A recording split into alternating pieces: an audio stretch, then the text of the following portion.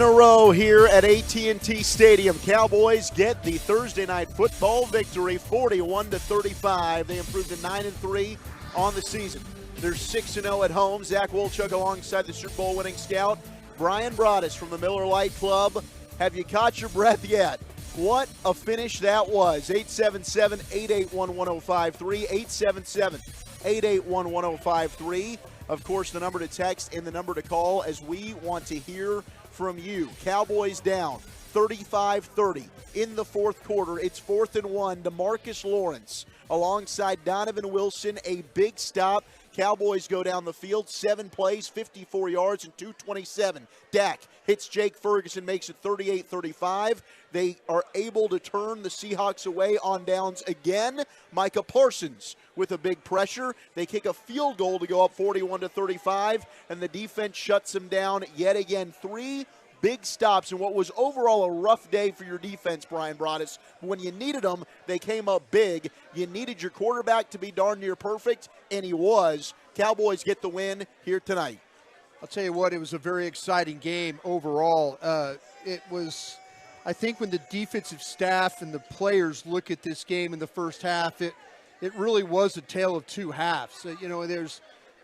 We always talk about the middle eight, and yes. Seattle won the middle eight with their ability to score right before half and then score coming right out of half. And can you explain what the middle eight is for those that maybe don't know that? Yeah, it's just that opportunity. It's the first 4 minutes. It's the last 4 minutes of the second half and the first 4 minutes of the first half, and the Seahawks clearly won that with the 14 points. That's how you play it right there. That's perfect middle eight football right there. But the Cowboys did a really nice job. It could have been very easy for them in this game. The offense just kept attacking the Seahawks, even down to the end, the aggressive pass. Yes. You and I are screaming, hey, you can't throw the ball there. You can't throw the ball Don't there. Stop the clock. But, yeah, it works out for them, though. They get to stop. The offense did a really nice job tonight. The protection, all that. Dak standing in the pocket. We worried a little bit about in the pregame what was going to happen with this Seattle secondary. And it was really going to come down to which secondary played the best. And I tell you what, they both were under attack in this football game. But at the end, Dallas did what they did best. They got pressure. They tackled well, where it really, the majority of the game, they hadn't tackled very well. But they were forced Geno Smith into some poor throws, and they were able to win this football game. Well, and how about Deron Bland? I mean, Deron Bland gives up a couple of big plays to DK Metcalf. Yeah. He gives up that 73-yard touchdown. Second half rolls right around. The jump. Here he goes. I mean, that's my football, Tyler Lockett. Sorry about that. Let me break on this ball and make a better play than you will, wide receiver. Deron Bland gets his 8th interception. I mean, that's mental toughness right there. And you're right. I mean, Geno Smith technically does not get sacked. Geno deserves a lot of credit. Yeah. He made some plays drifting backwards off his back heel, threw a couple of touchdowns that way, 3 of them total to DK Metcalf, hit Lockett and Jackson Smith and Jigba. Rockwell's running a couple of big ones. But when you needed them most, you mentioned it, Micah Parsons gets some pressure. Yeah. DeMarcus Lawrence was getting some pressure. So no sacks, but the pressures at the end of the football game by this Cowboys defense really said it all. It did. They needed that. They got into some situations where at one point in time, we're sitting in the press box and Seattle is like 8 of 10 on third down. And I'm thinking, man, this game is not going the way it needs to go. But the Cowboys could have gotten very frustrated in this game. They could have gotten down. Defensively, they could have gotten down in this game. But they kept fighting. And that's, I think, the mark of a team. Yeah, it was ugly the majority of the game. But when they absolutely had to get stops, they found a way to do that, get their offense back the ball. Great job by Dak tonight, Tony Pollard, the offensive line, Jake Ferguson, and then CeeDee Lamb as well. It just – offensively, it is what you needed to do. You got to attack. You got to score. The Cowboys spread the ball around. Dak does a great job with all that. But, man, I tell you what, I felt terrible for DQ tonight and what he had to deal with. We knew that these Seattle receivers were going to be a problem. And they were, but Dallas survived and gets the victory. It sure did. And the penalties, I mean, man, for the first 3 quarters of this one, they started to kind of, keep the flag in the pocket in the fourth quarter. Yeah. Most important time, let's let the players play. But this thing was a flag-happy game. It was almost reminiscent of that Raiders Thanksgiving game.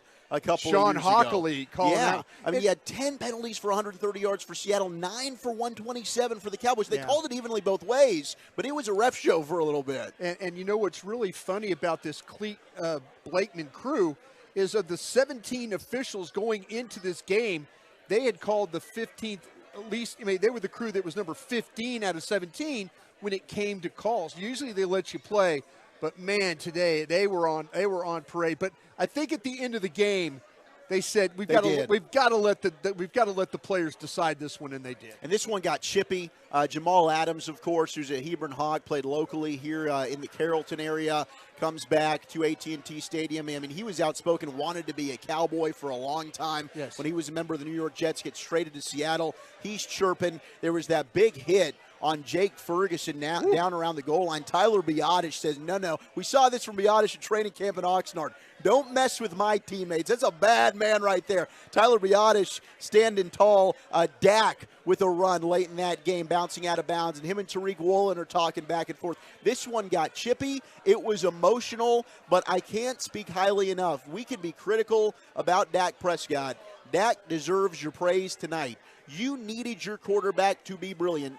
He was brilliant. 299 yards, 3 touchdowns. That play where Terrence Steele gets beat clean off the right side, it looks like a sack for a loss of 5 to 10 yards. Dak fights out of it, keeps the play alive, hits Jalen Tolbert along the sideline. People are asking, hey, give me an MVP resume. People look at, hey, where's the Heisman moment? Right there, that's an MVP type of moment. This was an MVP type of performance against a playoff team in Seattle. Yeah, and just once again, Dak Prescott doing a great job of protecting the football. You know, there was a couple times balls got tipped, but, you know, when you looked at the throws that he made, you know, he made some really confident throws today.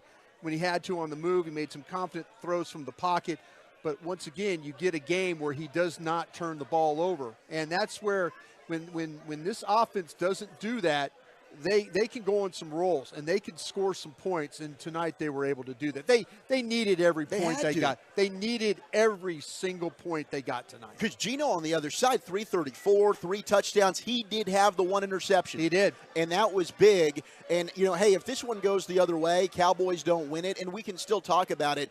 I mean, Mike McCarthy, credit him for being consistent with the aggressive nature, but a couple of those 4th downs where we're going to sacrifice not taking the field goal, we're going to go for it. We were worried, are you chasing points now? It kind of felt like you might. That 3rd down, we talked about it, you put the ball in the air, you stop the clock instead of running it, then you come out, it looks like they're going to go for it on 4th down again. Nope, just kidding, we're going to kick the field goal with Brandon Aubrey. What do you think of some of the decision-making from the head coach? I'll tell you what, there's a reason why you and I are doing radio and he's out there as a head coach. But, yeah, I mean, just you thought about I can't wait till tomorrow when we see with next-gen stats. They always post what decisions needed to be made. And I'm always – next-gen usually is pretty aggressive. They're always like go for it kind of a mode. But there were a couple of times there where I thought, Mike, just take the points here. Find a way to get the points and just keep stacking this up. But, boy, he stayed super aggressive in this football game. And, you know, he got rewarded for it at the end. Well, and his play calls weren't bad, right? The Cowboys converted on a 4th down earlier. Then they went for one right before the half. Dak ran it in for a touchdown. It gets called back for a holding call. Terrence Steele got called for Steele, right? Yeah. So now, all right, that waves that away. So technically you were 2 for 2 in your play calling, and then the 3rd one that they go for, now you're really just 1 for 1 because you wipe out the other. But the play to CeeDee Lamb I thought was a good call. Dak made the throw. CeeDee unfortunately just dropped it. CeeDee, other than that, and then another perfect throw in the end zone that went right through his hands. CeeDee, another brilliant home game. 12 catches, 116 yards on 17 targets, had another touchdown. But how about that run at the end on that final drive? 2 carries for 30 yards, but that 24-yarder for a big 1st down to force Seattle to burn all their timeouts. Yeah, that was key. And Babe Laufenberg said it earlier, too. Geno Smith did burn one of their timeouts. You know, and they couldn't get Will Dissly lined up the right way. So, you know, good for the Cowboys. You got to keep those timeouts at the end, and it showed right there, though, with the 2 timeouts. I thought Dallas was going to be able to run that thing out. If you're going to go for a throw or something, run the ball again. Try, you know, you're kind of getting 2-3 yards a shot. If you want to go for it on 4th down and try and end this game like they could have, well, I would have been better off with that than that throw that throw that just saved time there for Geno Smith. 41-35. Cowboys get the win. They get their 9th victory of the season. Their 14th in a row at AT&T Stadium. Postgame show brought to you by Pepsi, made for Cowboys watching. And tonight's game between the Seattle Seahawks and the Dallas Cowboys at AT&T Stadium was brought to you by Pepsi, made for Cowboys watching. Let's go ahead and pause 10 seconds to allow stations to identify themselves across the Dallas Cowboys radio network. This is the exclusive home of Dallas Cowboys football. KRLD FM and HD1, Dallas, Fort Worth. Let's go, Cowboys. Always live on the free Odyssey app. Cowboys win a wild one. And honestly, Brian, I think you and I were looking at each other up there. We had talked about the challenges that Seattle can present. Yeah. They've got 3 really good receivers. Zach Charbonnet is a running back that we studied coming out of UCLA in the draft. We loved him. I mean, he's a big back, but his elusiveness in the open field, he gets banged up. Catches the ball well, too. He does, yeah. and in pass protection, he gets hurt.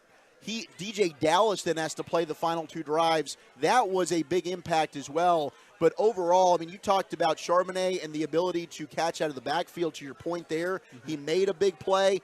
But how about the Cowboys' rushing attack? You said maybe they could run on Seattle.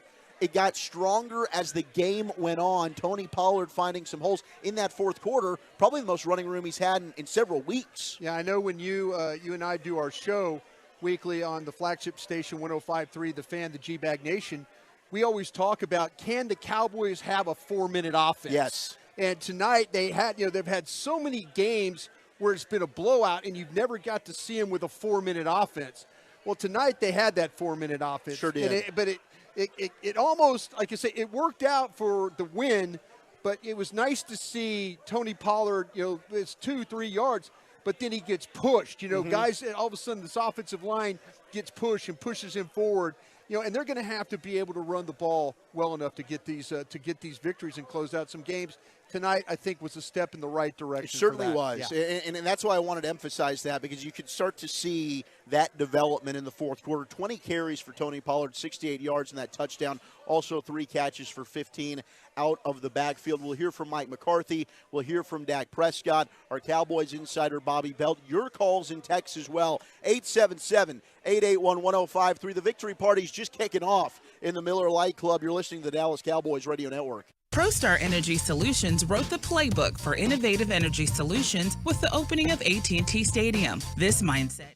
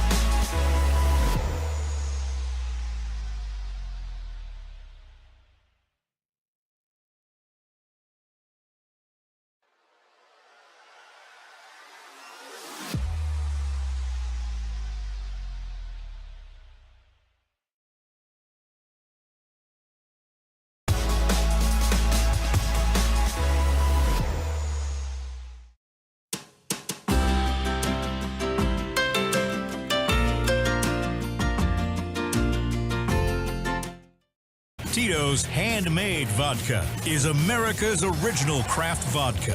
WinStar World Casino and Resort, proud to be the casino of the Dallas Cowboys. Please game responsibly. Sleep Number, the official sleep and wellness partner of the Dallas Cowboys. Buffalo Wild Wings. And by Miller Lite, the only beer of the Dallas Cowboys. It's Miller time. 2nd down and 7. Dak back to throw. Looks to his right. Has CeeDee Lamb at the 50, and it's caught right underneath the star logo on the right hash mark as he points for a first down. My buddy Kyle Yeomans, fellow North Texas Mean Green there, stepping in, doing an excellent job in short notice for the voice of the Cowboys, the great Brad Shim. We wish Brad well. Expect him to be ready to rock for the following Sunday against the Philadelphia Eagles here at AT&T Stadium. But can't say how proud I am of my buddy Kyle Yeomans. We called a lot of games together in college, and to hear him get that opportunity, he took it, he ran with it. CeeDee Lamb, another phenomenal game, as earlier in the fourth quarter, he caught his 11th pass for 110 yards. He's now got 6 100-yard games in 2023. That's a single-season career high. It's his 15th career 100-yard game tonight. He passes Bullet Bob Hayes for the most 100-yard games in a Cowboys player's first 4 seasons. That's a Hall of Famer right there as well. Is. Bullet Bob Hayes, Brian Broaddus. Zach Wolchuk alongside that man, Brian Broaddus, the Super Bowl winning scout here in the Miller Lite Club after a 41-35 Cowboys victory. You know, I mentioned that the Cowboys got a lot of pressures, didn't record a sack. Jonathan Hankins did get credit for a sack, according to the NFL's official statistician. So shout out to Hank now. That's 3 sacks in 2 games for Jonathan Hankins. Was, it's funny that you say that, because when I first looked at it, I thought, okay, they're going to switch this. But it looks like that it's going to stand for Jonathan Hankins. So look for him. He's going to probably have to renegotiate his contract maybe like Micah Parsons, ask for more money as a pass rusher. Yeah, get some sack specials right there. That was a very, very difficult game for the Cowboys have to play on defense. You felt like going in that, and Seattle had not shown a whole lot. There's been some games where, they got really gotten shut down. I mean, they got smothered on last Thursday against the 49ers. They did. 49ers will do that to you. But, man, I'll tell you what, you just knew that there was that possibility if Geno Smith were to get hot in a game. And he got hot, but it came down to the Cowboys making those key plays at the end of the game. You talk about it, the pressure. Micah Parsons with a clean rush, the pressure. Great job by Parsons also not getting a roughing the passer penalty. Yes. That could have been easy of him hitting Geno Smith in the face, falling on him, something like that, and Cleet Blakeman all of a sudden throws a flag, and now it's a first down and all that. So, great job by Micah of not causing a penalty there. Yeah, it sure was. And, Micah, I mean, he's getting blocked by 2-3 guys basically every single play. You could call holding on him, it seems like, almost every single play. He doesn't get the benefit of that a lot. As Miss Price comes over and says hello to us. How you doing? Miss Price joining us now, our Cowboys insider, Bobby Belt. And Bobby, this one was wild, 41-35. I know you were able to listen to a little bit about what Coach McCarthy said there. We'll hear from Coach here momentarily. But your initial thoughts after probably the craziest game of the 2023 Cowboys season thus far. Yeah, this was not a clean game by any means. It was, a barn burner of sorts. But, man, this is the thing that we've talked about with Philadelphia all year, right? Like when we talk about Philly like how good are they if they're not beating down teams, but we say, look, they find a way to win. That's what the good teams do. And this was a team that found a way to win when, in all honesty, you could make an argument this is a game Dallas could have and maybe should have lost, because this was a game that Seattle had a lot of control of. You were having a real hard time doing anything to stop their pass and attack. They were beating Dak up pretty seriously throughout this game. This is one of the more bruised games I bet Dak is going to have. So I think just with the offensive line problems that you had, the issues you had slowing down the Seattle passing game, you have to come out of this and say, we are thankful for a win anyway. We could have gotten it. And just a great job by the defense stepping up in those moments in the fourth quarter when they mattered the most, getting those stops. I'm interested to see if the metrics say that Pete Carroll needed to go for that fourth down. Yeah. Instead of just punting. Instead of make just the Cowboys punting. work a long and field. make the Cowboys work, to have to get that done. So, these coaches, though, they do it. They do the best they can to make the decisions that they can to try and finish games and stuff like that. Mike not taking the field goal. Me personally, crusty guy, I'm always trying to take points. But, these coaches, they make these decisions, and, they have to live with them. But that fourth down stop right there, I think that changed the game for the Cowboys. That gave them the momentum that they needed once they were able to get ahead there, and their defense kind of found a way to kind of pull within deep down in their guts and find a way to get this thing done. Yeah, absolutely. And who was the guy we were talking about on defense that we were concerned with all week? It was Jordan Lewis. And Jordan Lewis had 2 huge plays, massive plays in the fourth quarter of this game. And so I think he deserves a lot of credit for this. This is about guys stepping up, making big plays when it mattered most. Dak coming through, Jake Ferguson. I was half expecting on the touchdown catch from Jake Ferguson to see a flag come out, that they were going to say an offensive pass interference. There was so much laundry out there today. But look, this is a game that, again, you will take it as one of these indicators of, okay, that's championship DNA, or that's what you would hope it would indicate is, okay, this is a team that found a way regardless of everything going against them. Deron Bland had a really rough night.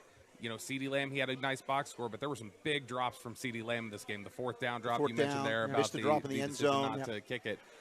So there were a lot of things that they had to overcome tonight, and they ultimately did, and they still put up 41 points.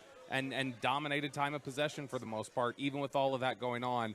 And now you get this long 10-day layoff before you roll into what is, at this point, the game of the year for them with Philadelphia coming to town at AT&T Stadium. There was one point where Seattle had run 42 plays.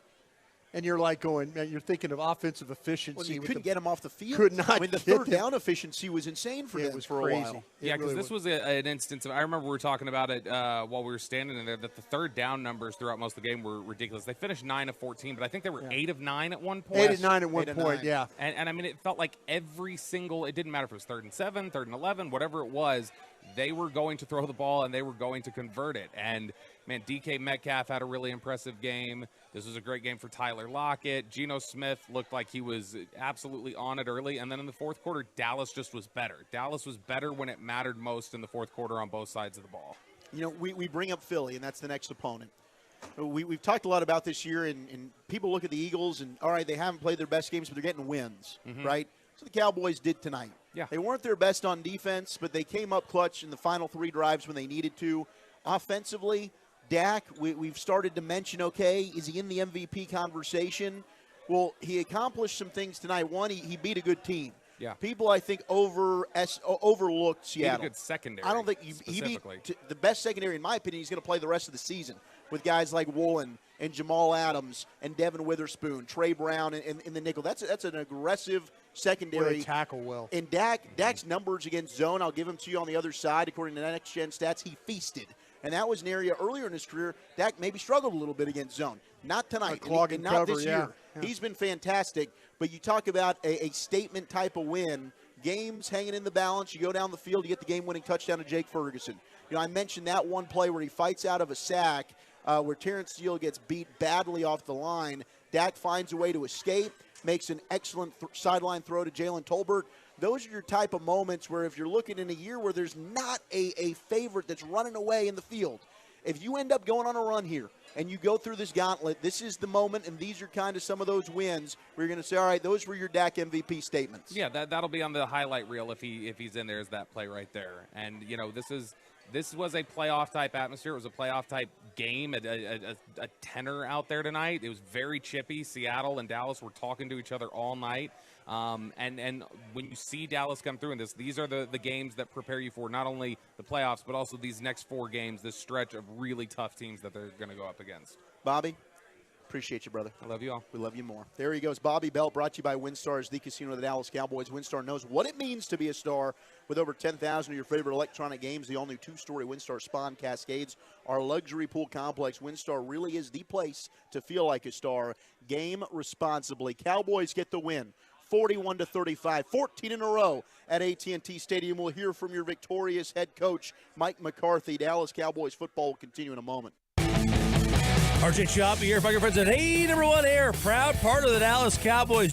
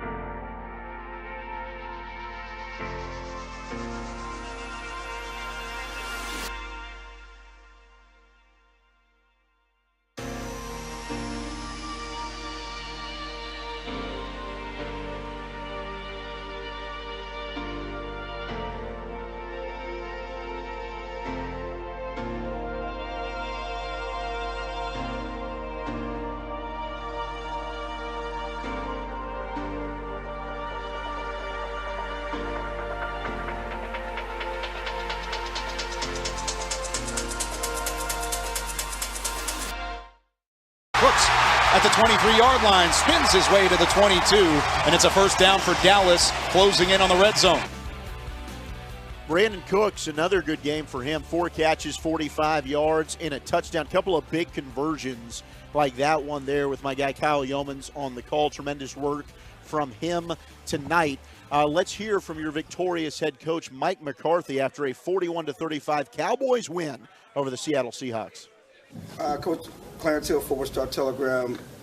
Obviously, the penalty defense, defense get a lot of yards. Can you just talk about the way you closed in the fourth quarter on offense and defense? I think the fourth quarter really tells a story. Obviously, a tremendous amount of back and forth the first 3 quarters, but you know, we talk about it all the time, picking up for one another, complimentary football, clutch plays.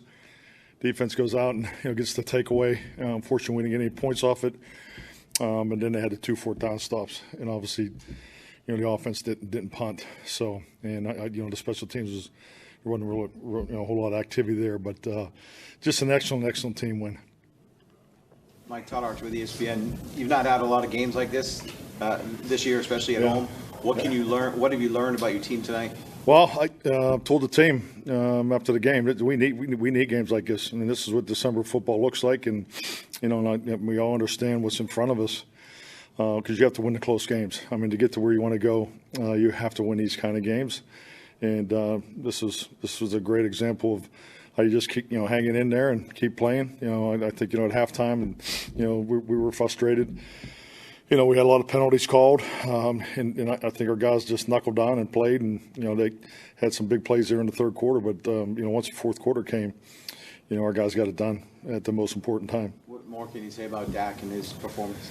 Yeah, Dak's playing great ball, just really in sync. I think just the way they played, and they did a good job up front. It took a while to get some of the runs going. But that's what you got to do in these games. You just got to keep banging away, and we had some big runs come out in the fourth quarter when we needed it. Calvin Watkins, Dallas Morning News. DeMarcus Lawrence made a big stop there on 4th down. Just talk about your defense and how they played, especially late. Oh yeah, I mean 4th down stops are they're as good as a takeaway. So and that was huge. We needed both of those. Because obviously we were behind at that point, and. And D-Law has that knack too. He just has that knack to cross face and make plays, and he's been doing his whole career. Bland had one of those up and down games, but he had another pick. Just your thoughts on how he played? Well, I mean, hey, this is an excellent offensive perimeter group that came in here. I mean, we had a lot of respect for what we saw in the game plan process, and we were just. It's football. They went after us, and we went after them, and at the end we got it done in the fourth quarter. But yeah, they definitely, went after the one-on-ones outside and hit some plays. Mike, Elwood Henderson, Gilmore Mirror, and of course you had just a tremendous respect, I guess you would say, for Seattle's defense because they've been so good for so long. You obviously expected the kind of game, I'm guessing, that you ended up with tonight. We were expecting a highly competitive game, yeah, no doubt. I think both teams have a play style, a very aggressive play style. And I think that's was part of the challenge with the officiating.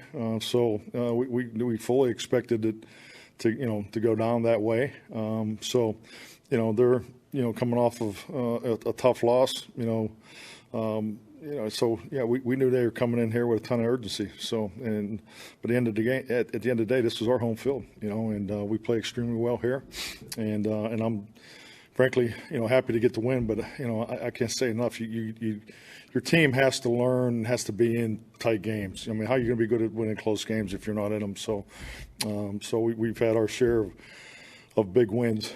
So this will serve us well moving forward. Head coach Mike McCarthy after a 41-35 win. Zach Wolchuk alongside the Super Bowl champion scout Bryan Broaddus here in the Miller Lite Club. And Coach is right. That was something we've talked about quite a bit, Bryan, here in the postgame is, okay, what happens? Game's on the line. It's a close football game. Can they go and win it? They had blown out an opportunity against Philly earlier in the year, and it certainly looked massively dysfunctional the previous 2 seasons against San Francisco in their playoff losses. Tonight, a lot of things did not go their way. The defense was not good, but they played excellent offensive football when it mattered most. And quite frankly, the defense did as well to close it out when it mattered most. You know, he's right about that. It's a lot easier to learn a lesson when you win. When you lose, and then you have to stand up there and talk about all the things that you should have done. Yeah. And he's absolutely right about his football team. They showed a lot of heart tonight and a lot of finish, and that's what we were worried about. Would they be able to finish a game? Yeah. And I know that all week long we kind of talked about odds makers had Seattle as this and that when it came to the points. Yeah. And, you're thinking, oh well, they're not very good and they did this and that. That's a tough team to play. That's a team that tackles really well on defense. They're physical. On the back end, man, I think you did a great job of running routes against these guys. Did. And yeah, Dak had to move around in the pocket and try and make some plays, and he did. And these are the kinds of things that the next time that you're in that situation that you'll be able to draw from and say, okay, Seattle game, we weren't playing our best, but you find a way to finish. And you brought it up earlier about Philadelphia. And Philadelphia's won a lot of games like this. They have. Where they probably and against lesser opponents. Yeah, I mean, 2 against Washington this year. Giants. I mean, they've had some games where they haven't played their best, but they found a way to win. And I think that's the mark of a really good team. And I tip my hat to the coaching staff getting these guys ready to play. But, man, this was a tough battle. I did not feel great going into this thing. But, they were able to pull it out the way they did. Coach McCarthy brought to you by the National Medal of Honor Museum. Join the mission at mohmuseum.org and AT&T, the official 5G innovation partner of the Dallas Cowboys. I teased the next-gen stats from Dak tonight. Dak Prescott completed 26 of 34 passes against zone coverage for a season-high 256 yards and 3 touchdowns. He's thrown a league-high 10 touchdowns against zone coverage since the Cowboys' Week 7 bye after throwing none in the first 6 games of the season. And another thing that he's done a really nice job of, too, is the vertical touchdowns as well. The ball going down the field. It's unfortunate the ball went through CeeDee's hands that one time. Boy, that would have been a nice play, and, boy, what a fit right there. Dak throwing the ball where it needed to be, and CeeDee just let it get it, kind of eat him up a little bit up high. But, overall, though, your quarterback's playing at a really high level, protecting the football. He's making plays when he has to make it, whether it's, you'd say again, moving in the pocket, running with the ball, pulling the ball, running the ball down to the goal line. He's playing with just a lot of smarts right now. Well, and he's looking the healthiest he has since the ankle injury. Right. I mean, now you're seeing there's no hesitation to take off and run when it's there. When he knows he has to go, he goes. He's going. Yeah. And that's where, there was a little bit of hesitancy in his game, maybe even in the first couple of weeks of this season. Now he's feeling it, man, and he's back to playing at an elite level. CD, we mentioned, he finished with multiple catches on 5 different routes. You talk about the route combinations. Yeah. CD feasted on that. That's his 2nd game doing so this season. Rest of the NFL, mind you, has 3 games of a stat line like that. His numbers against the nearest defender, he had 7 catches for 45 yards and a touchdown against Reek Woolen, the local product who was a Pro Bowler last year out of UTSA. Reek can play, man. He's awesome. Yeah. And the length, he gives corners, wide receivers fits. And then Devin Witherspoon. Devin Witherspoon with 3 catches for 48 yards against him, who was the 5th overall pick in the draft and is going to also be an all-pro caliber corner. So against really good competition, Dak and CD both with 2 of their finest moments here tonight. You were going to get a lot of zone coverage in this game, and they sure got that. And, it was about how to funnel the ball to the middle of the field, and the Cowboys did a really nice job of when they had to have those routes, they're able to execute. Brandon Cooks, the way that he plays, his ability to find space. And he's so tough. He's so tough. And, for a guy his size, you're thinking, don't go across the middle because you're going to get whacked. Yeah. But he goes across the middle, he catches the ball, he gets whacked, but he gets first downs doing it. We'll hear your calls, 877-881-1053, 877-881-1053. Did brain fart a little bit there. I almost forgot what our number was. I say it so much. It will happen from time to time. But we're partying 41-35. Cowboys get the win over the Seahawks. We are also standing by to hear from your game-winning quarterback, Dak Prescott, as well. You're listening to the Dallas Cowboys Radio Network. Ho, ho, ho. Visiting from the North Pole, Santa has touched down at his...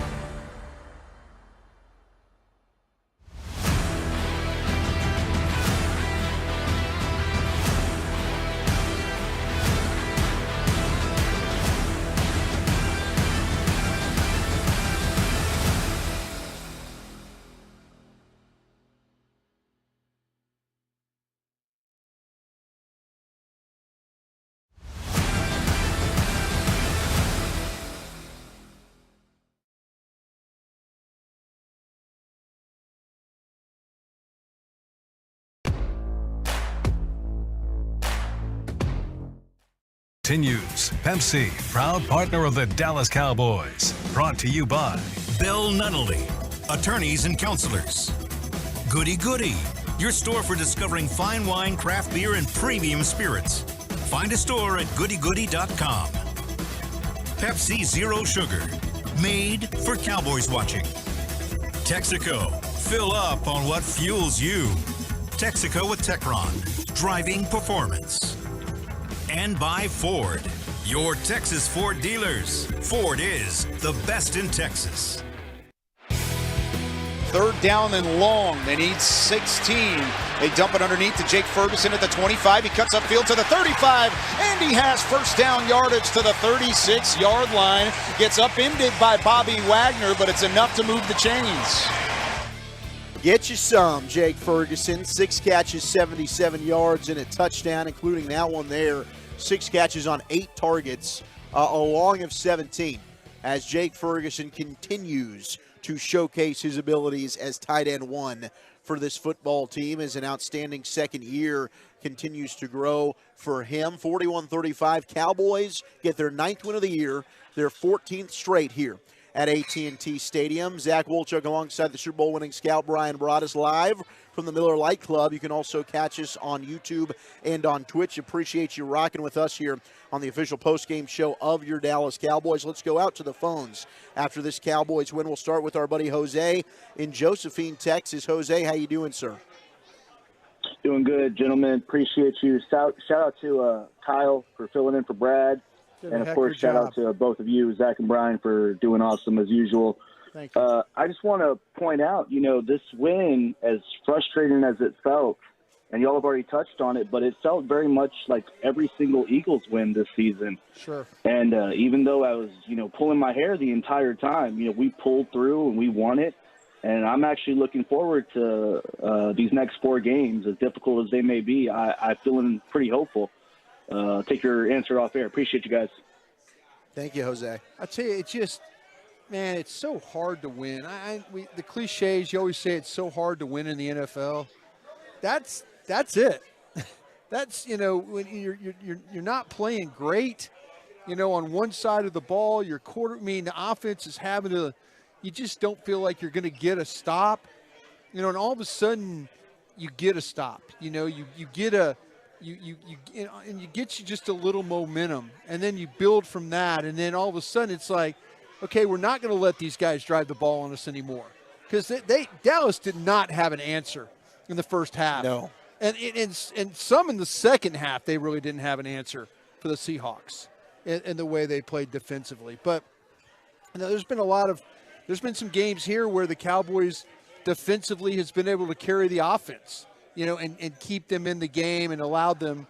But I'll tell you this, the guys on defense, they sure owe the offensive guys some steak dinners. They do. Next time around, or buy them a cocktail or two, because the offense did what they needed to do, moving the football and getting enough points, because it was going to take a lot of points because they just, DQ and his crew, they didn't have the answers tonight. No. But when they really needed to have the answers, made it happen. They made a couple of times where they kind of figured some things out. Yeah, to your point, no punts in tonight's game. None. It's just the 5th time since 1960 that has happened in an NFL game. Yeah. That is absolutely crazy. Both teams' offense is firing on all cylinders. All right, let's keep it rolling with the phones. Our buddy Big Jim in Round Rock. Hey, Jim.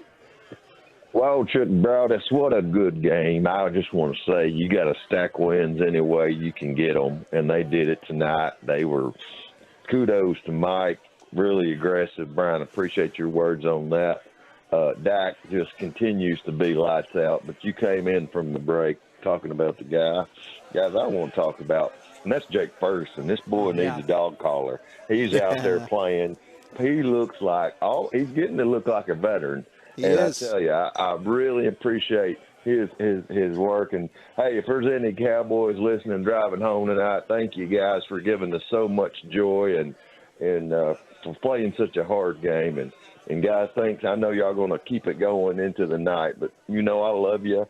Bryan, thank you for that breakdown earlier this week. I think you're right. They probably needed to play a little more press coverage tonight on those wide receivers.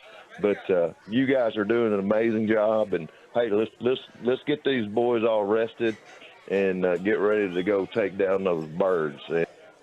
Let's do it, Jim. Let's go take down the bird, shall we? As that's our buddy Big Jim calling in. And, yeah, it's interesting to note about the press coverage because it did seem at times, specifically Deron Bland, who I definitely got tested tonight. Not the best night for Bland, but he came through with a massive interception when you needed that big play. But certainly the off coverage, you saw on the other side, the Cowboys took advantage of it too, with Reek Woolen playing a little soft, and they hit CeeDee Lamb on some outs. But certainly Tyler Lockett feasting underneath a little bit. I'll tell you what, it was going to be a war on the back end. It just was. It just, I know that we talked about it all week. I sound like a broken record. I'm sorry, folks, really am. But when you watch them play, the Seahawks, you're looking at their receivers and they're going, they're better than what they're showing in these games. They're a better group when you look at the size of Metcalf, and then you look at Lockett and Smith and Jigba. And Smith and Jigba is a guy, it was one of your favorite receivers in the draft. Yep, that was my man crush. And you see why, because his ability to run routes, his ability to separate, to adjust to the football. These guys, this was going to be which secondary played the absolute best, and it just was a problem for both groups. And I'm sure they'll look at that and they'll figure out, they'll say, okay, maybe we need to think about this coverage-wise a little bit different. Maybe we should have played a little bit man here or played a little bit more zone, or maybe we should have walked up on the guys.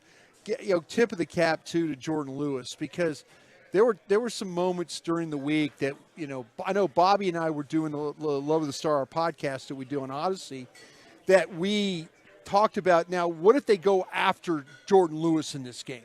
Because you're kind of thinking, well, Gilmore and Bland are going to be okay. They're going to, but what if they go after? Well, the times that they did go after Jordan Lewis, he was more than up to the task. And, he's kind of a big game player that way. No, Jordan Lewis deserves a lot of love, and I've been critical of him as well. And we were talking, hey, do you need more Wanye Thomas in there, maybe playing in the slot? Yeah. Do you work some Izzy Mukwamu? But in that fourth quarter late, J. Lou came up with some big-time plays and certainly deserves a lot of love. Maybe channeling that inner Michigan Wolverine, taking on that Ohio State Buckeye, and Jackson Smith in Jigba. All right, let's go to Steve in Pflugerville. Steve, you're on the official postgame show of the Dallas Cowboys. Hey, how y'all doing? Fantastic, man. How are you? Hey, I'm doing real good, man. Let me tell you what, I'm really proud of them Cowboys tonight, pulling it out. A couple of quick notes on Dowdle. I'd really like to see them use Dowdle more. He's a great player, and he doesn't get utilized as much as maybe the Cowboys should use him. And also the tight ends, man, Schumacher and Ferguson, man. I mean, they get used a little bit, but it's not like back in the day when they used the tight ends a lot more and were a more successful team when they utilized the tight ends. I appreciate the call, Steve. Man, what a difference a couple of games makes for Schoonmaker. It's like, hey, never throw him the football. Let's not see this guy again now. We're getting calls, more tight ends. How about that? We need to pull that audio and play it for our teammate, Eric For Chiafalo. Look, nobody loves quitting on a guy after one bad play more than my guy, Eric Chiafalo. But he might be back on the bandwagon. We might let him back on the bandwagon next week on the G-Bag Nation. 877-881-1053, the number to call, the number to text. Your phone's brought to you by AT&T, the official 5G innovation partner of the Dallas Cowboys and Blockchain. Trust the team at blockchain.com. They make buying, trading, selling crypto easy. Play smarter, not harder with blockchain.com. 877-881-1053, of course, as I mentioned, the number to call, the number to text. This was fascinating. I mentioned CeeDee Lamb. He's got his 6th 100-yard receiving game of the season. Mm-hmm. That's the most by a Cowboy since T.O. in 2007. You got to go back to T.O. in 2007. Amari Cooper, he didn't do that. Maybe, mix in a Laurent Robinson year where he comes out of nowhere. Yeah. He didn't do that. Miles Austin, didn't happen. It's T.O. in 07, and now it's CeeDee Lamb in 2023. And going back to that caller about Rico Dowdle, I think they're starting to see, all right, Tony Pollard's back to the guy that we franchise tagged. And I think they're going to be riding Tony Pollard. A little bit more I quickness. mean, he had 20 carries today. Yeah. That's back to the most he's had since early in the season. Yeah, they loaded him up tonight. But, the caller's right. I like to see a little bit more balance with both those guys. I would too, because Rico runs hard. Yeah, I don't want it to be like, okay, you take the third series, and I'm back. Yeah, let him get a rhythm. Find a way. If a guy's kind of got a hot hand a little bit, keep running with that guy. But I'll tell you what, though, these backs have done a really nice job when it comes to the pass protection aspects of things. And then when they pass protect and they have to get out, and then Dak finds them, they do that as well. Yeah, absolutely. All right, we'll hear from Dak Prescott. A lot of you are still on hold waiting to break in here. Give us your thoughts. We will hear from you as well. Dallas Cowboys football will continue in a moment. From retirement planning to insurance.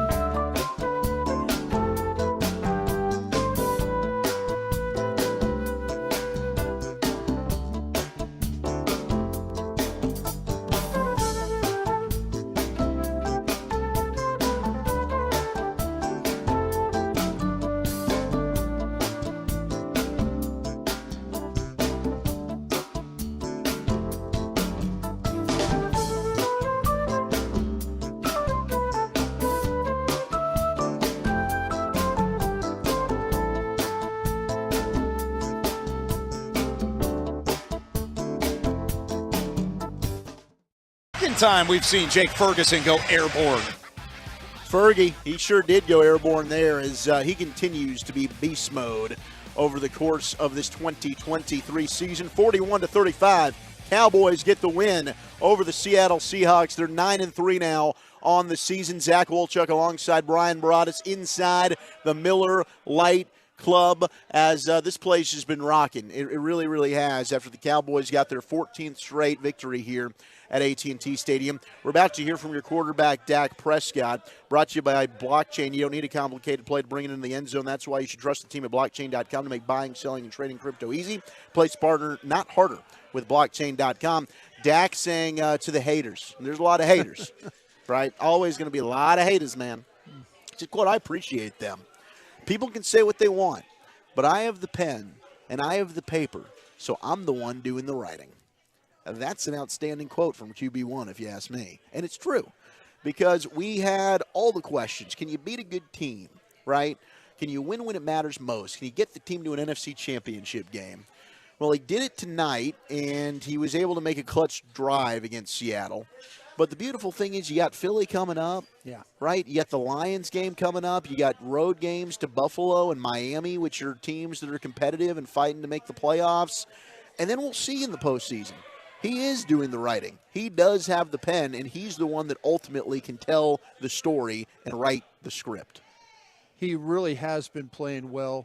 He's seeing the field well. He's protecting the football. Him and the play caller are in really good rhythm with each other. He's got guys up front that have had some continuity now together. When you look at how those guys have played, they're kind of finding a little bit of a semblance of a running game. But it's just the quarterback is he's doing everything that he has to do to win these games. And I just never apologize. Like people talk about he's ever beat anybody or this, that, and the other, and you just play the schedule.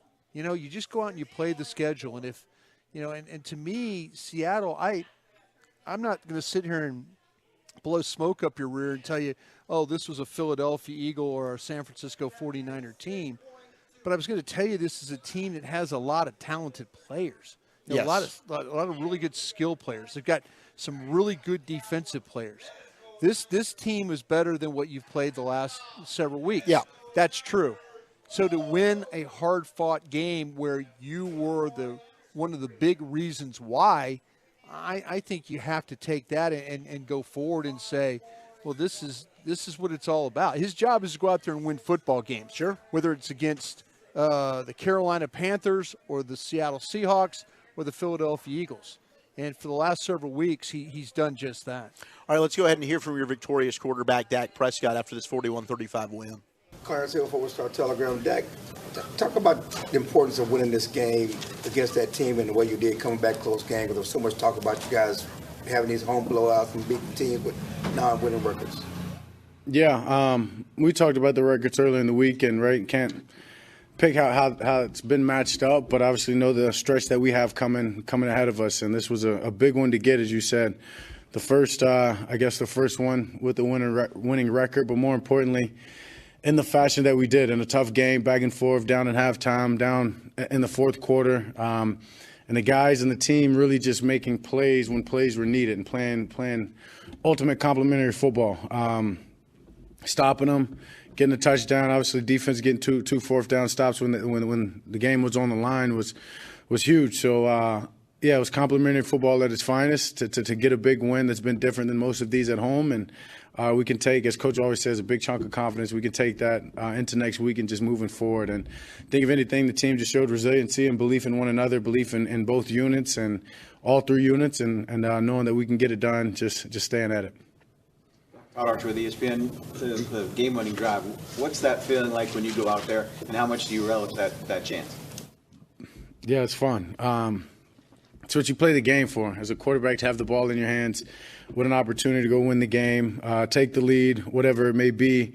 We practice those situations a lot too. So, I mean, it's credit to Mike, the staff, and just the rest of the guys and the players of being prepared and locked in. And because we've had so many reps at it, it's no different than the reps at practice. And so little reminders in the huddle about that, and then just we go out there and execute. And so it's great for me, honestly. It's fun, and you see big-time players step up and make big-time plays. Ferg with that catch right there in the end zone was huge. And then for the two-point conversion, Cooks coming across the middle, and once again, plays that we've wrapped, plays that we're comfortable in, and being in that situation, a lot of guys look forward to it and step up. Calvin Watkins, Dallas Morning News. How would you describe the stretch that you've been on the last couple of weeks as a quarterback? My expectations, honestly. I put a lot into this game. I prepared my ass off. Got amazing coaches and players around me right now doing the exact same. So I just really think that's the expectations that I have for myself, the standard that we've created as an offense, and how we're comfortable in playing this game. So numbers are numbers. They're always going to kind of be that way. But in the sense of getting to the right play, making the right reads, trusting the ball, letting the ball go in the windows to the receivers that I am. That's really what I look at. And so at the end of the day, it's about the preparation and the work that I've really put into this thing. That's just coming fruition, I guess. Boy, does Dak just always says the right thing, man.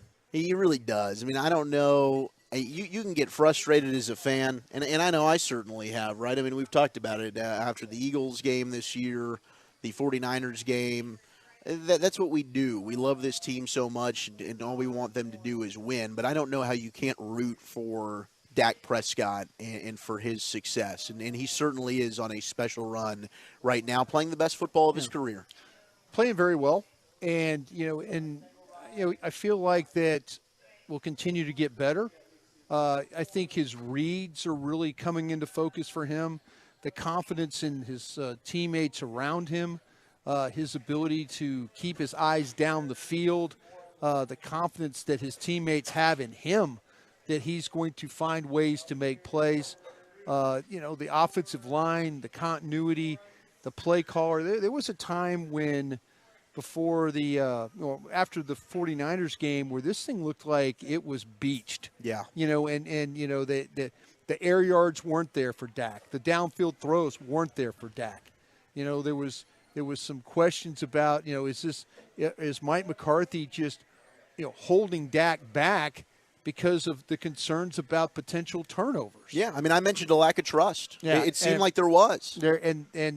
Right now, whoever or whatever group came to the realization that we've got to do things differently coming out of the bye after San Francisco, that saved you offensively now.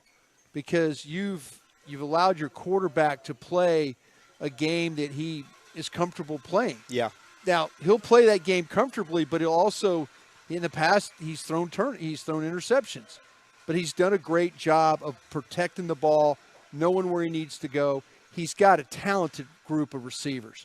When you look at Cooks, for weeks we've been screaming, "Get Cooks involved! Get Cooks involved!" Well, it wasn't us screaming about it. It was they knew that Cooks, and he'd been running routes. The route he scored on the last week against the Commanders is a route, that crossing route that teams have covered, but the Commanders didn't cover it. Well, what happens? They get a touchdown. They go back to it. So there's a lot of guys on this team that are pulling in the right direction and really playing off each other and allowing this offense to be as productive as they've been. No doubt.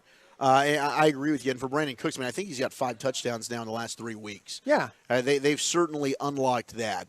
There's no question about it. He's a big-time player when it comes to clutch. Yeah. When you start to talk about clutch plays, that number 3 is a clutch player. And Dak's looked at him a lot on third down. I mean, even when he was only getting maybe 2 or 3 catches a game, it seemed like those 2 or 3 catches were to move the chains on a third down. You're converting there. All right, let's pause 10 seconds to allow stations to identify themselves across the Dallas Cowboys radio network. Your turn it on, leave it on. Home of America's team is 105.3 The Fan. Hello, baby. KRLD FM and HD1, Dallas Fort Worth. Always live on the free Odyssey app. Cowboys win it 41-35. They're 9-3 on the year now, and then they get a mini bye, 10 days off before they welcome in the Philadelphia Eagles to town in what could be Sunday night game again. A battle for first place in the NFC East, depending on what happens with the Eagles and the 49ers this coming Sunday. But yes, Sunday night football, and it's going to be certainly a marquee matchup. No question about it. More of your calls and texts, 877-881-1053, plus locker room audio. You're listening to the Dallas Cowboys Radio Network. Every moment, every touchdown, every yard is a reason to celebrate.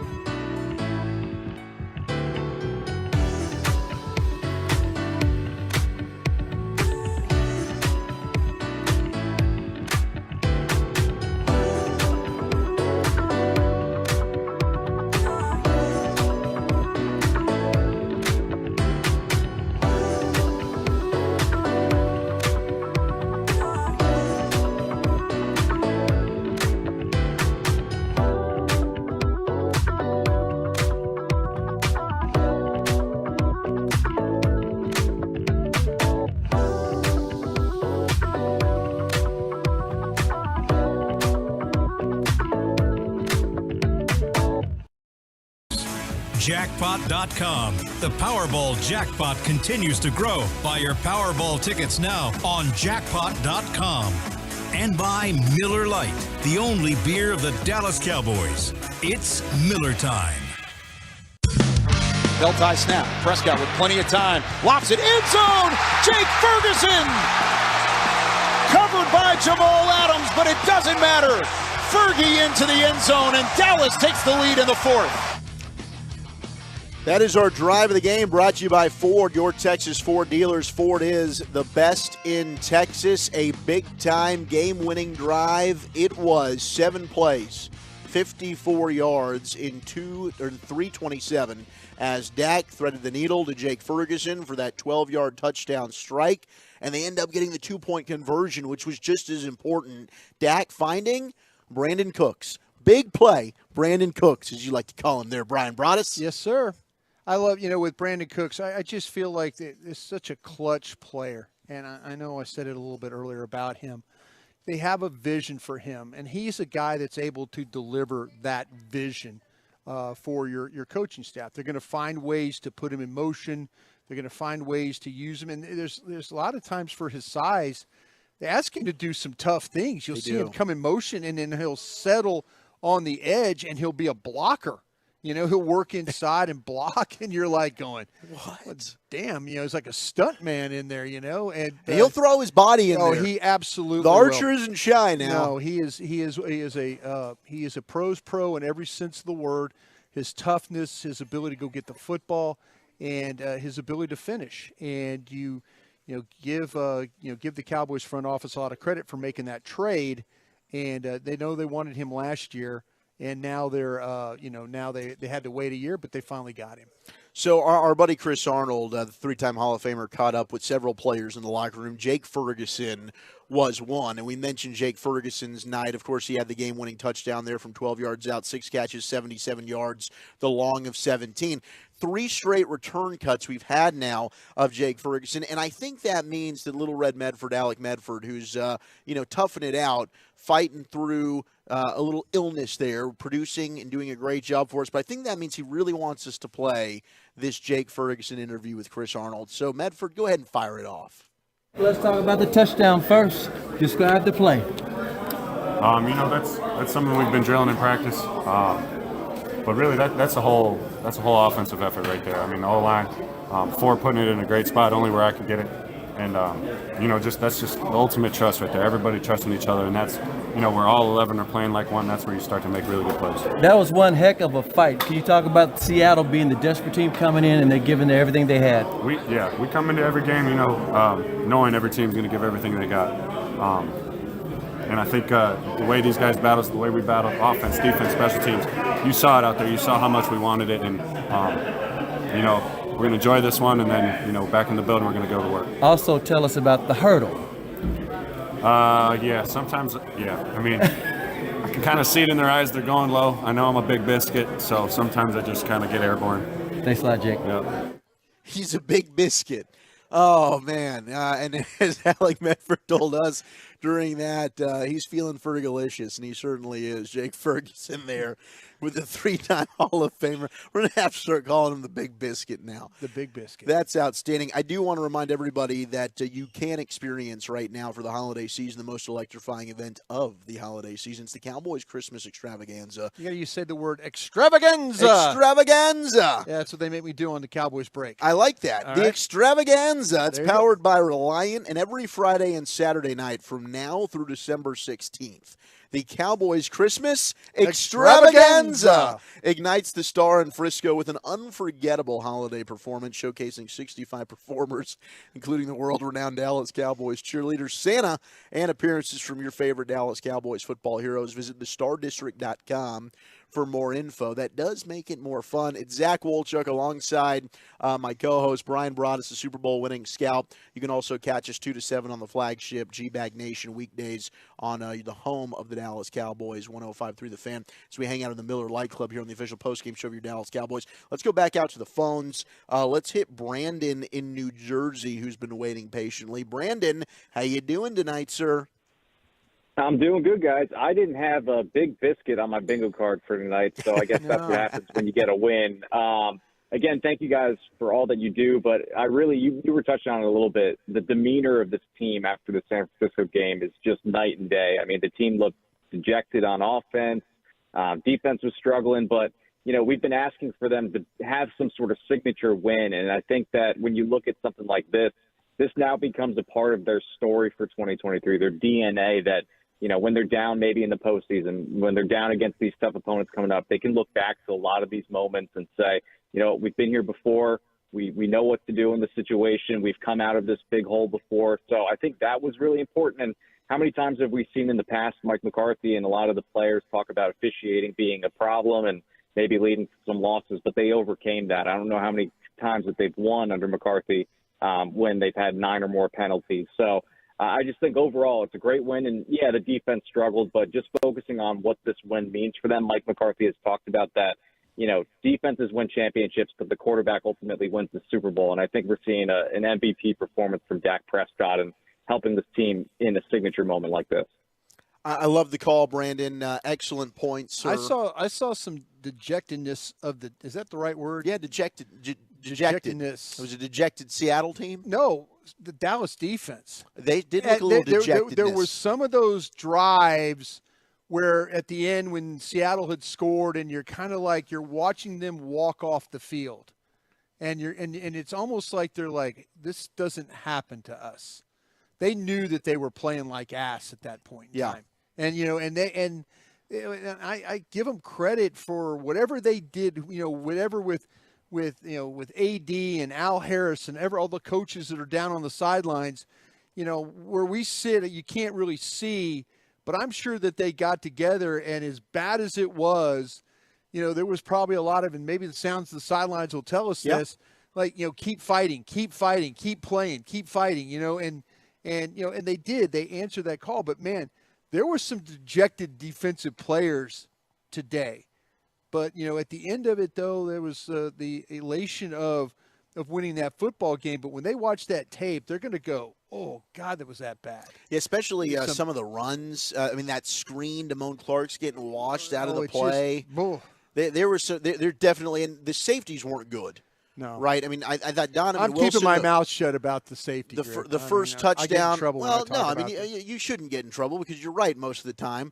But the safeties, and we hold them to a high standard because we thought that would be one of the best position groups on the team, and Dan Quinn loves to use them. And we've seen Jaron Kearse play tremendous football. Yeah. Donovan Wilson be super physical. Malik Hooker be able to show range. But, the safety play, certainly they're going to look at the tape and say, man, we got to be better. Well, I believe one of the, and we'll see it tomorrow when we look at the All-22 ourselves, one of the times when Metcalf caught the ball across the back of the end zone, I think Gilmore ran into Hooker. Yes. And it was like, and Hooker's turning around like, what the hell are we doing? Right. That's, it's me. That shouldn't have happened. That shouldn't happen. That guy should not be running across the end line as open as he was. And I think Gilmore was trying to chase, and he ran into Hooker. And there's been some times where, the ball has gone down the field, and you kind of wonder, and maybe you wonder what happened on that 73-yard DK pass. Metcalf touchdown. Donovan Wilson's playing really low in the box and being very aggressive, and you'd think that and look, we don't know. That's what I'm saying. And maybe Donovan Wilson says, nah, that one's not on me. Yeah. I was where I should be. But the positioning, you worry about the positioning, and they will figure this stuff out. They figured it out at the end of the game. They'll correct it, but I do think it's a fair question, and they figured it out at the end of the game, and kudos to them. They deserve praise for that because when you needed to get stops, that was a rough game for that defense who played really, really well a lot of the time. You know what? And they did it against Philly too. Like that defense was giving up plays to the Eagles, and then in the fourth quarter when you needed stops to have a chance to win, they came up with it as well. So, it's kind of a double-edged sword here where they're giving up points and they're giving up yards to the better offenses they've played in San Francisco and Philly and now Seattle. But when the game's been on the line, at least only two of the three. San Francisco got out of hand, but they've at least stepped up and put you in a position to win. You talk about teams that have good wide receiver combinations. Yeah, that's San Francisco, Philadelphia, Seattle. I don't know what you think about what the Commanders threw out there the other day. No, the Commanders have three really good skill players. Yeah. They got three good receivers. And you're going to see it against Miami, right, with Jalen Waddle and Tyreek Hill. They're going to put stress on you as well. Yeah.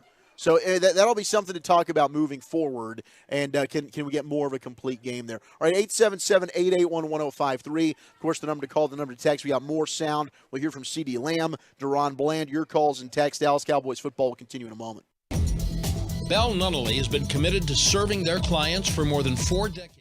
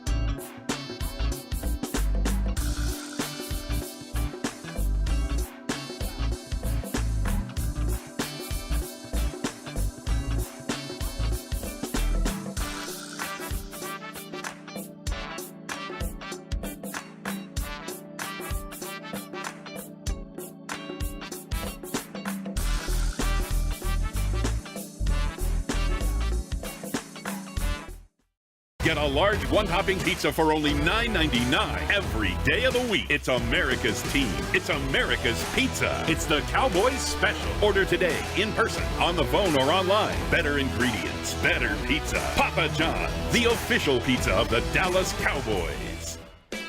4th and inches. They snap it. It's Charbonnet, and he's stopped short. DeMarcus Lawrence.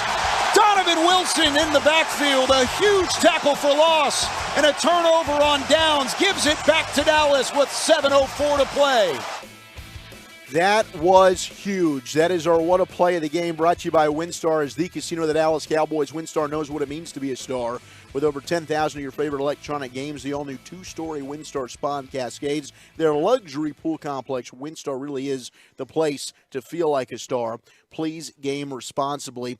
It was a 10-play drive for Seattle. They're up 35-30 at the time, and it is 4th down and 1. At the Cowboy 46-yard line, they give it to Charbonnet off left tackle and tank. DeMarcus Lawrence flies through, makes the stop, got some support from Donovan Wilson as well. Cowboys get the ball, then they go on that 7-play, ultimately game-winning touchdown drive. Incredible play in a big-time stop when it seemed like, could they get a stop? They found a way to make that play. Now, what a great job. And you're absolutely right about Tank. And he just plays with so much awareness and his ability to kind of read the stance of a tackle or a guard and be able to know, okay, and I'm just guessing here, but I bet you Tank did that on his own. I bet you it was one of those, dive down inside, shoot the gap. Yeah. Got to make a play. Just a feel kind of thing. Just a total feel for him. Because there's so many times where we've seen him make big plays, like on 3rd down and 1, where he just knifes down inside, makes a tackle down in the the tight red zone area. But just outstanding awareness, understanding of what he has to do. Gamble, knowing when to gamble, to go make a play, stay on sides, and then go get it done. Just outstanding incredible finish. Yeah. Absolutely. Really, really big play. Zach Wolchuk alongside Super Bowl champion scout Bryan Broaddus here in the Miller Lite Club after a 41-35 Cowboys win to improve to 6-0 at home. They've won 14 in a row here at AT&T Stadium. They're now 9-3 and secured another winning season under head coach Mike McCarthy. Of course, they got the Eagles coming into town Sunday Night Football a week from this Sunday. Let's get back to the phones and hear from you, 877-881-1053. Let's go to line 4. We got Eric, who's been waiting patiently in Sacramento. Eric, how are you tonight, sir? I'm good, boys. How you guys doing? Good, Light the beam. Yes, sir. A couple things. Dak pre-snap is a thing of beauty. I absolutely love it. I feel like he's playing the best ball of his career by far. Sure. Total control of the offense. MVP stuff. Got to shout out Big Mike. He's cooking up some schemes. The run that CD had, I don't think anybody in the stadium knew that was coming. It was a great call. Yep. Wanted to shout out Jordan Lewis. I feel like he's kind of taken some slack, but he made some big-time plays today, which was huge. And I got to shout out my boy, Deron Bland, from my college, Sac State. There you go. Never looks up or down, man. But, he was getting cooked. But, he's always calm, just makes a play on the ball still. And I love him, man. Great win. I love you guys. I love this scotch. I love this team. I love this country. God bless America. Have a good night, boys. Thank you for the call there, Eric. And I wonder what scotch he's drinking. I'll tell you, if he's got a scotch, he needs a cigar. He does need a stogie. Yeah, take a big puff of that cigar while you're Victory watching. cigar. I'll tell you what, I like all his shout-outs there. It was a rough day for Bland. It really, really was. And we saw him have a rough day against the Commanders. Maybe not. The thing about it is Metcalf is an absolute B to have to deal with in a game. The size and the speed. He just it's so he's rare. It's hard to just stay with that guy. And I'll tell you what, I give Smith some credit throwing the ball. He dropped it on him a couple of times. Gino probably played his best game of the year. But the slant he threw for the first touchdown of the game, that thing was a rocket. Yeah. And right where it needed to be. And matter of fact, Metcalf had a drop, same type of play going again left to right on the slant and dropped it. That thing could have been a touchdown too. Remember on the inside play, but Metcalf he'll occasionally drop a ball. He will. Lockett had one too. Oh gosh, yes. Well, it's tough. The game was going to come down to mistakes like that. Who could avoid the mistake? Because really neither defense could stop the other one. It was going to take Micah Parsons with a free, and I've seen on X, Twitter, whatever you want to call, people are breaking down the play where Parsons came on the final where he was unblocked. Oh yes. And I've seen some where they were trying to throw the ball over the top of him to the back. Mm-hmm. That the back's not supposed to chip him. They block everybody down to the left, run the back through at him, and then throw the ball over the top of him, and then it's going up the field. But Parsons was on Smith so quick that he couldn't get the ball over the top of him. Wow. So what a rush. Yeah, it was we've seen that play. Like I say, you throw the ball at the blitzer, and there's nobody there to pick him up. The guys, are going to have to run. But that was just an incredible play by Micah Parsons, and a heck of a job by the defense to get some stops late in the game because they were struggling bad. They were, and you mentioned DK Metcalf in that play for 73 yards. According to Next Gen, DK reached a top speed of 22.23 miles per hour on that touchdown reception. It's the fastest speed by a ball carrier since week 2 of 2020, which was Raheem Mostert. Yeah. Unreal, the top-end speed he gets to. I mean, Geno threw that ball between two guys. Really, it was the inside, and it was Bland. Who was inside? Do you have the play pulled up? Yeah. Who's inside? Donovan Wilson. Donovan Wilson. Yeah, yep. Donovan, he couldn't react. Couldn't react. Ball was there so quick. The ball was there so quick, but man, that was kind of a terrible. Maybe we should have saw that as the foreshadowing to potentially what was going to happen today to this Cowboy defense. And on that 4th and 2, just over a minute left, that Micah play. Yeah, he's going to throw it over the top of it. He gets to Geno in 1.4 seconds. Yeah. Parsons leads the league in quick pressure rate of the season. He's got 46 quick pressures this year. That's 13 more than the next closest player. Yeah. And so, the sack numbers, right, he's not leading the league. But pressures are disruptive plays as well. And they needed that one. Mike is certainly getting those, man. If he's not, that was an outstanding play by Micah to break that one up. All right, let's try and sneak one more call in here very quickly. Let's go to Mark in Caddo Mills. Mark, how you doing? Hey, guys, I'm doing very well. I appreciate the time, especially to all you guys, Sean Sharif, big Me Church guys. There you go. Hey, man, tonight was a great night. I was there at the game. I just got home back here in Caddo Mills. And anyways, getting to the point, I was disappointed in Deron Bland's play, but, man, Metcalf, I know he's a physical specimen. Those guys did their work, but getting to the point, what do you guys think about us?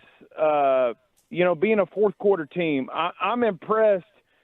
Despite all the roadblocks, whatever you want to call it, Dak Prescott was still able to muster up a win despite everything that was against us. I was still impressed with the offensive line play, and I like the adjustments because, I saw that there was the adjustments at the cornerback position. What do you guys think just going forward here with the Cowboys in the run game?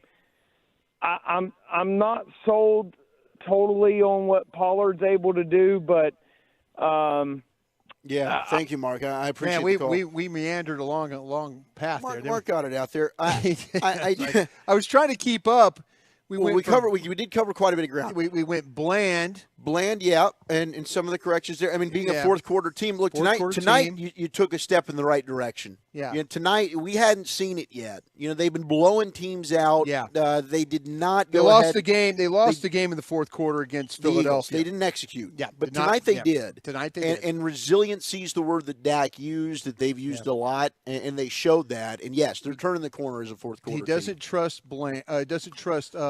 Pollard. You could not trust Tony Pollard. Yeah. You got to get used to it for the rest of the year. And I don't know that Tony Pollard will be a Cowboy next year. Yeah. But they're not going to not use Tony Pollard. No. Tony Pollard's going to get the majority and the bulk of Yes. the carries, and that's just the way it's going to be for the rest of 2023. Yep. That's how it's going to go. All right. We got so much more to get to. We will hear from Deron Bland. We got CeeDee Lamb as well. Heck, we can hear from Tony Pollard, who is with Chris Arnold. You're listening to the Dallas Cowboys Radio Network. You know that sound anyway.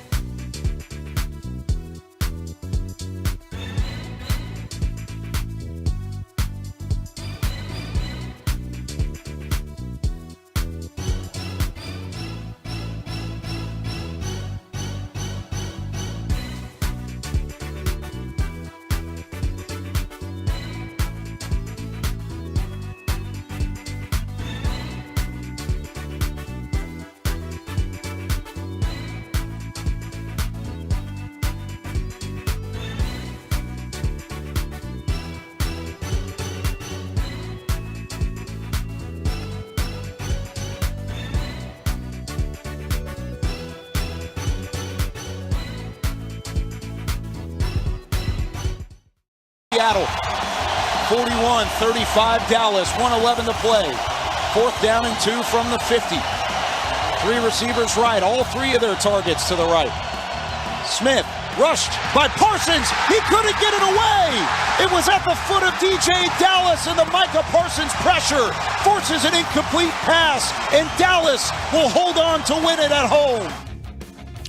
Great call there for my buddy Cal Yeomans, filling in for the great Brad Sham, the voice of your Cowboys. We're wishing Brad Sham a speedy recovery. Hopefully he's back in the booth and ready to rock for a week from Sunday against the Eagles. That is our defensive stop of the game, brought to you by Reliant, an NRG company. And Cowboy fans, Whataburger's rewarding you for helping out local communities from now through December 18th. You can stop by your hometown Whataburger to donate $1 to the Salvation Army and receive a Whataburger burger with the purchase of a medium fry and 32-ounce drink. That sounds delicious. Yeah. Maybe you can even do that on your way home from the Cowboy game. Is that thing's open 24 hours? Get yourself a taquito or one of those delicious sack of the taquitos. Breakfast items, no question. Have 4 of them down before they hand you your change. But what an outstanding play that was from Micah to seal the game there as our defensive stop of the game. We've talked about it. I liked the tweet as well from Douglas Barraclough, as Brad Sham would say, Micah Parsons with the maraschino cherry on top. Game over. Micah ends it as he certainly did. Well done there, Douglas, is a little tip of the cap there to Brad Sham. But certainly when you needed it most, the Lion came up with a big-time play for you. He did, and they really played that play well. With Micah, the pressure that he was able to get so quick on Geno Smith, and really they couldn't get the back out. Didn't see who was Tank coming over, who was coming on the outside, because it's almost like they were going to twist the stunt. They were twisting the front. And it was Dorrance Armstrong. There's Dorrance Armstrong. Smart play on Dorrance Armstrong. So Micah's going for the quarterback. Dorrance Armstrong is going to come over the top, and then he's going to be right there. So even if they get the ball to the back, Dorrance Armstrong was right there on the play to make the tackle. Tank also did a good job of peeling off. There you go. Yeah, they read it. So Tank peels off on the halfback, right, and on the back side you had Dorrance as well. If Micah wasn't able to get there, right, Dorrance was coming free on the opposite side. Yeah, just aware plays by your pressure players and then everybody else in support. Really was a great play. All right, speaking of the defense and great play, Deron Bland, we talked Defensive Player of the Year, what he's been able to do. Defensive Player of the month he was. Yeah. But we've also for the year. Maybe he is in the DPOY conversation. Certainly. Now post game, he caught up with our buddy, the 3-time Hall of Famer Chris Arnold. It looked like Seattle came to play hard. They were a desperate team. Yeah, that's what DQ talked about coming into the game. They was going to play hard, so we got the taste of it. So, but it was a game that we needed. We came up with a dub. It was a tight game. So. It seemed like Geno was on top of his game, and he kept looking your way. Yeah, he was. He was in the first half. He got me in the first half, so it was good. I got one in the second half. It still wasn't a perfect game. When you got that pick, what were you thinking? You almost had 2. Yeah, I almost had 2. Should have had 2, but on that play, I was just thinking, just make a play and just get back to it. Not trying to get too low or too high. So they was getting on me in the beginning of the first half. So you got the win. Have a nice break, DB. Yeah, thank you. There's Deron Bland talking post game. There is, realistically, it wasn't a great game for Deron, but he comes up with a big interception. He battles back. That's what it's all about right there. And, you've got to have short-term memory as a cornerback in the NFL. We talk about that all the time. But tonight was a game of adversity and overcoming adversity, and Deron Bland certainly showcased that along with the rest of the Dallas Cowboys. The penalties were an issue for both sides. A lot of defensive pass interference calls. I think there was one drive, might have been 75-yard touchdown drive for Seattle. I think 53 of those were moved down the field on 2 pass interference calls. I know there was one drive I circled all these penalties. Okay, it was Dallas ball. Let me see what this one, how this drive ended up. Okay, this ended up the Pollard touchdown. Yeah, 6-yard run for – do you have a 6-yard run? Oh, wait, maybe this is another game. No, Pollard did. Yeah, Pollard had a touchdown run. Pollard had a 6-yard run for a touchdown, right? Yep. Okay. So the drive started off with a defensive holding it started off with a defensive holding. Woolen? Yeah, and then you had an offsides. You had another defensive holding. You had a 54-yard DPI, right? That was an incredible play. Then you had an illegal contact. Then you had the TD. So yeah, that was one of the drives where I started just circling all the penalties along the way. But man, what a crazy game, because Blake, Clete Blakeman, that crew, I was surprised because going in, I did tell you about that, though. I did tell you these guys do look at that delay game stuff. Yeah, they're clock watchers. Well, and how about the one on the Seahawks missed field goal? Missed field goal. How about that? That was big. That was not big. That was huge. Huge, yeah. Huge right there for them to get the opportunity. But, yeah, this surprised me how Blakeman's crew called this game today because usually they'll let you play. He officiated the Dallas Jets game earlier in the year. Which was really well officiated. 6 penalties, 34 yards. Damn. Tonight it was insane. It was Crazyville. It really was. Yeah. It was a ref show for a little bit. All right, 877-881-1053. Before we hit the next break, let's hear from our buddy Scott in Jersey. Scott's been waiting patiently. Scott, how much have we had to drink tonight, buddy? Scott, how much alcohol we've consumed? Oh, Scotty might have fallen asleep. Scott. He's not there. He's mixing a drink up. He is. Sometimes you get a random family member that'll answer there in Jersey. It's like the DeVitos. Yeah. I wonder how many kids Scott's still living at home there with him there in Jersey. And Scott always thanks us for having him on. Scott's the man. We do appreciate him calling all the time. All right, let's try and get one more call in. We won't go to Scott since Scott isn't there. Let's go to Dirk in Allen. Oh, Dirk, what's going on, bro? How are you? Hey, guys, how are you? Good, man. Hey, real quick, I don't have a lot of Dak discourse tonight or anything like that. All right, that's fine. I did want to throw this out to Bryan. I made it already. The meat church chili recipe. Did that tonight. Ooh. Great. Which one did you do? Did you do the white chili or did you do the chicken chili or the ground beef? Ground beef. Okay. Yeah, I'm not a big white chili person, but oh man, you got to try I'm not that a big chicken bean chili. person. So I don't know. Yeah, I'm with you there. I don't.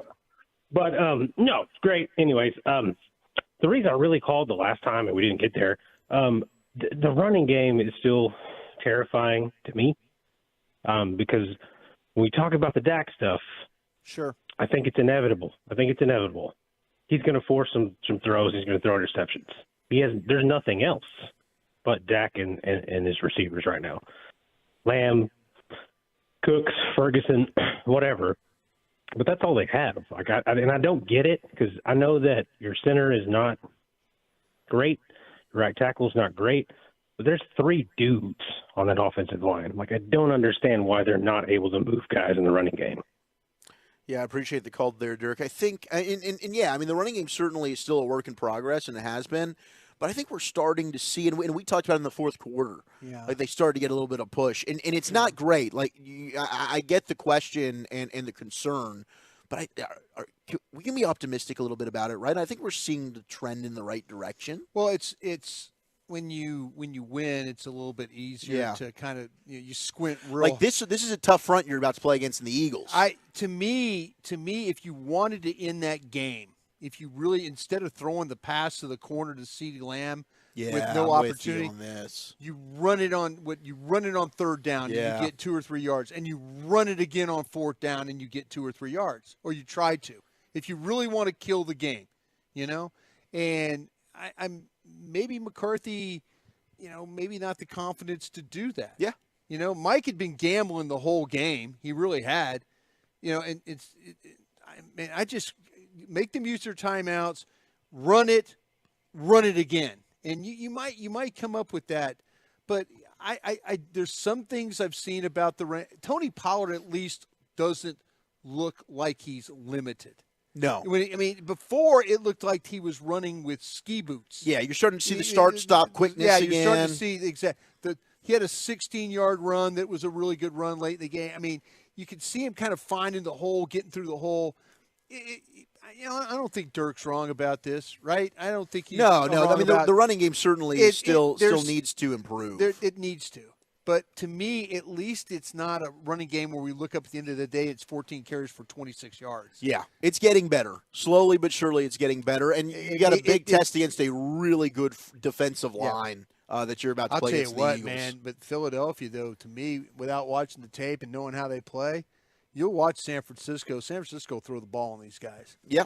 And that's what the Cowboys did in the first meeting. I think that's a way to beat. Their secondary's not good. No, I think that's a way to beat Philadelphia. Absolutely. All right, we'll put a bow on this one. We'll look ahead to those Eagles. Dallas Cowboys football will continue in a moment. Hi, Drew Pearson, former Dallas Cowboy and now Pro Football Hall of Famer here. If you're struggling with your vision and tired of those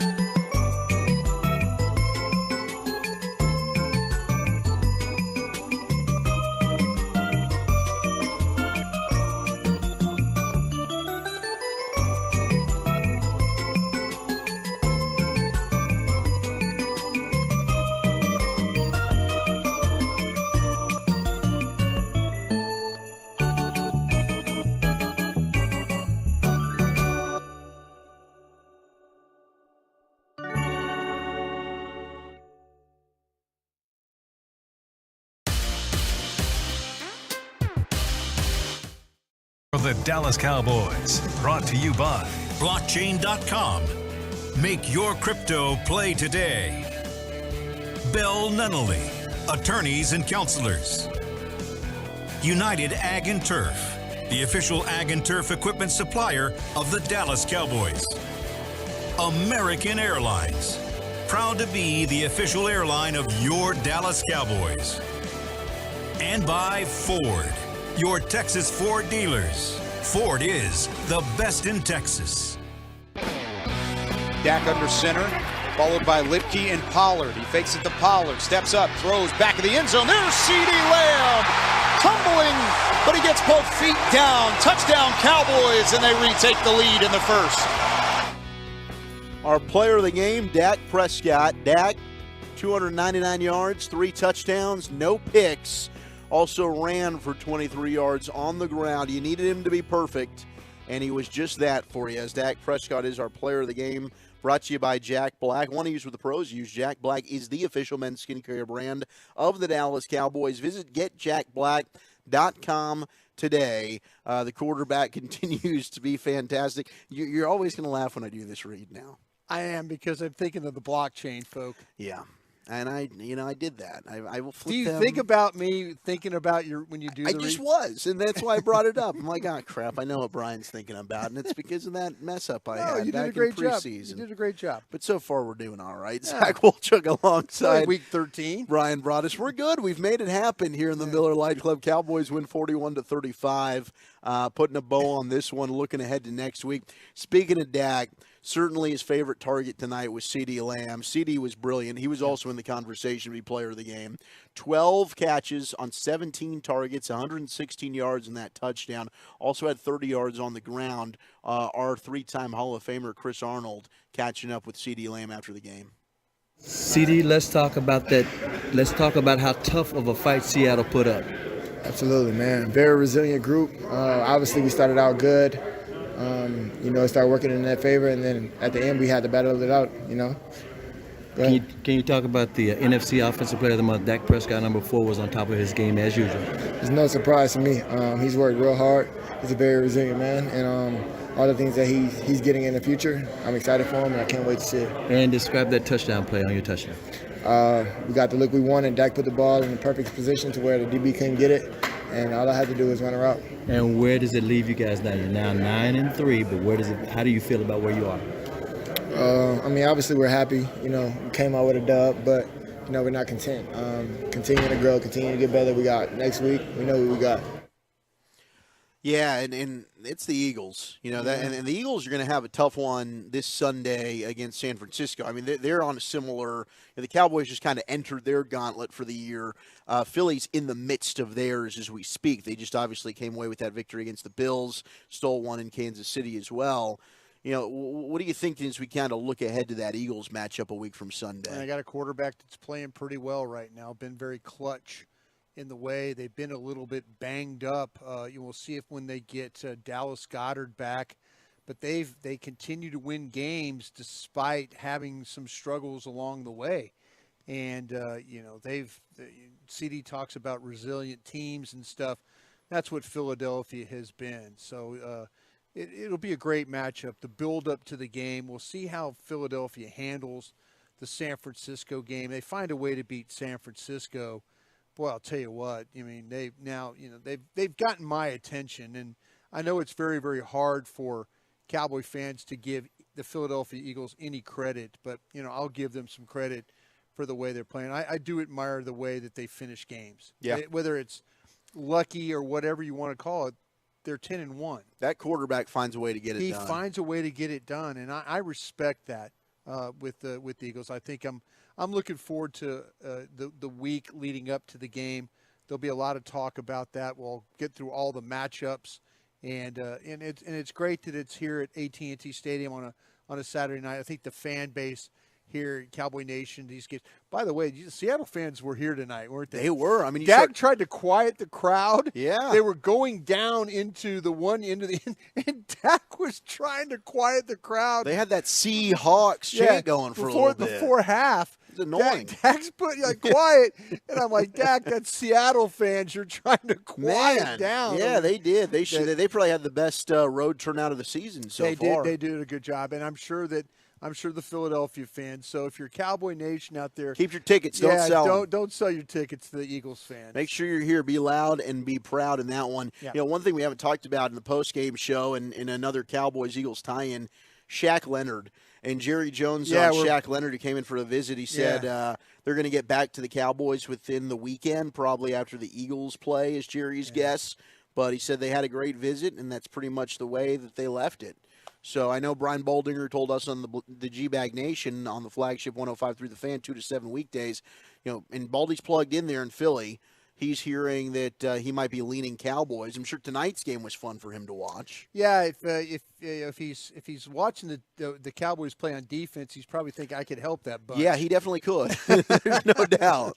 But he'll make his decision. Sunday the 49ers will play, and he'll make his decision. I'm sure by Monday morning we'll know exactly which direction Shaq Leonard is going to go. That'll be a fun one to watch, 49ers and Eagles. And, Shaq Leonard, we assume is either going to be playing for your team or he'll be your enemy. Yep. Come a week from Sunday Night Football, Eagles in town against your Dallas Cowboys. 41-35, they get the win.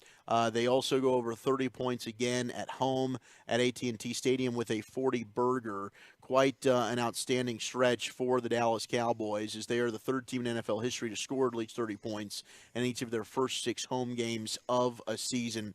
Big thank you to everybody who's been a part of this one. Of course, to Brian Broaddus and Ruben, who are here with me right now, but to Alec Medford, Chris Strong, Ross Lubinsky, and Tim Collins, of course, Gavin Spittle. Shout out to Kyle Yeoman stepping in short notice. Yeah, and, great job tonight, Kyle. Really was. Good job, Kyle. Good job, Kyle. But miss you, Brad, though.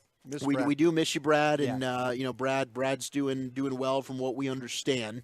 Hopefully he's able to get back and be ready to rock for that matchup against the Eagles. Thank you so much for everyone who's called in, texted in. I know we weren't able to get to everybody's calls, and we apologize for that. We had an abbreviated post because the game ran long. It was a flag party out there. It slowed it down a little bit. I mean, heck, the final 2 minutes of the first half took about 30 minutes.